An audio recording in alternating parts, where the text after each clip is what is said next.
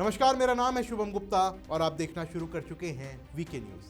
आज की ये खबर पश्चिम बंगाल की उस राजनीतिक हवा से आ रही है जहां वोट बैंक की दीवारें टूट रही हैं, पुराने गठजोड़ बिखर रहे हैं और हर नया कदम किसी न किसी के लिए खतरे की घंटी बजाता दिख रहा है। उत्तर दिनाजपुर से लेकर मुर्शिदाबाद तक मुस्लिम वोट की जो एकजुट ताकत ममता बनर्जी की सबसे बड़ी ताकत मानी जाती थी, वो इस बार कई हिस्सों में बढ़ती दिख रही है। हुमायूं कबीर ने मुर्शिदाबाद में बाबरी मस्जिद जैसी संरचना बनवाई है और उसी भावना को मुद्दा बनाकर चुनाव लड़ने की तैयारी कर रही है। असदुद्दीन ओवैसी और नौशाद सिद्दीकी के साथ उनका गठजोड़ अब खुलकर सामने आ चुका है।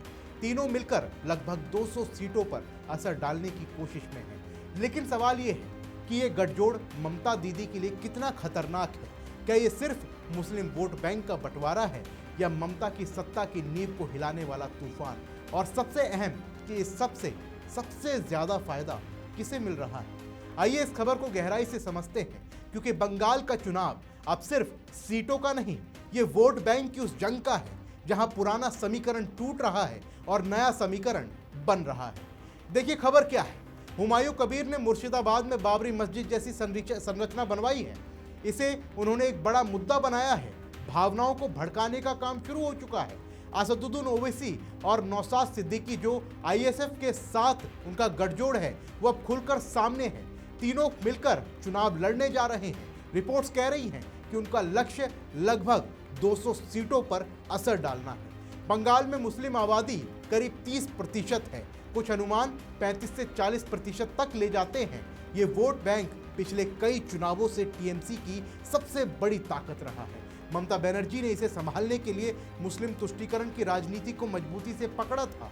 कानून व्यवस्था में ढील, घुसपैठियों पर नरमी, धार्मिक आयोजनों में संरक्षण, ये सब इसी का हिस्सा थे। लेकिन अब यही वोट बैंक बट रहा है। हुमायूं कबीर, ओवैसी और नौशाद सिद्दीकी तीनों अलग अलग तरीके से उसी वोट बैंक को अपनी तरफ खींच रहे हैं। हुमायूं कबीर बाबरी मस्जिद का मुद्दा उठाकर भावनाओं को उभार रहे हैं। ओवैसी राष्ट्रीय स्तर पर मुस्लिम अस्मिता की बात करते हैं। नौशाद स्थानीय स्तर पर टीएमसी के खिलाफ नाराजगी को भुना रहे हैं। और देखिए ये बंटवारा ममता दीदी के लिए कितना खतरनाक है। टीएमसी का वोट बैंक पहले से ही कमजोर पड़ रहा था। संदेश खाली कांड ने महिलाओं में गुस्सा भरा। आरजीकर हॉस्पिटल की घटना ने कानून व्यवस्था पर सवाल खड़े किए। शाहजहां शेख जैसे मामले ने टीएमसी के कैडर राज की पोल खोल दी। अब मुस्लिम वोट बैंक में सेंध, ये टीएमसी के लिए सबसे बड़ा झटका है। अगर 30 से 35% मुस्लिम वोट में से 10 से 15% भी बढ़ जाए तो टीएमसी की सीटें 20 से 30 तक गिर सकती हैं। और बंगाल में 294 सीटों वाली विधानसभा में 20 से 30 सीटों का फर्क सरकार बनाने और बिगाड़ने का फर्क होता है।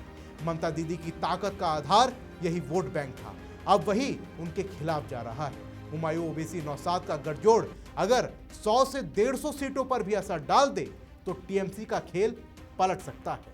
और सबसे ज्यादा फायदा इन सब में किसको हो रहा है? बीजेपी को। बीजेपी की रणनीति साफ है, हिंदू वोट को एकजुट करना और मुस्लिम वोट का बंटवारा करना। उत्तर बंगाल में हिंदू मुस्लिम समीकरण पहले से ही संवेदनशील है, वहां बीजेपी मजबूत हो रही है। उत्पल महाराज जैसे चेहरे भगवा में हिंदुत्व की बात हिंदू वोटरों में नई ऊर्जा ला रहे हैं। मोदी का भवानीपुर रोड शो इसी रणनीति का एक हिस्सा है। ममता के गढ़ में घुसना मुस्लिम वोट का बंटवारा टीएमसी को कमजोर करेगा और हिंदू वोट बीजेपी की झोली में जाएगा। 2021 में बीजेपी 77 सीटों तक पहुंची थी और इस बार अगर मुस्लिम वोट 10 से 15% भी बट जाए तो बीजेपी 120 से 150 सीटों तक पहुंच सकती है। ये एक तरफा राज की स्थिति बना सकता है, लेकिन क्या ये इतना आसान है? क्योंकि टीएमसी अभी भी मजबूत है। महिलाओं का समर्थन, लक्ष्मी भंडार जैसी योजनाएं, अल्पसंख्यक वोट का एक हिस्सा, ये सब अभी भी काम कर रहे हैं। चुनाव आयोग की सख्ती से टीएमसी का कैडर दबाव में है, लेकिन ममता दीदी की रणनीति भी बदल रही है।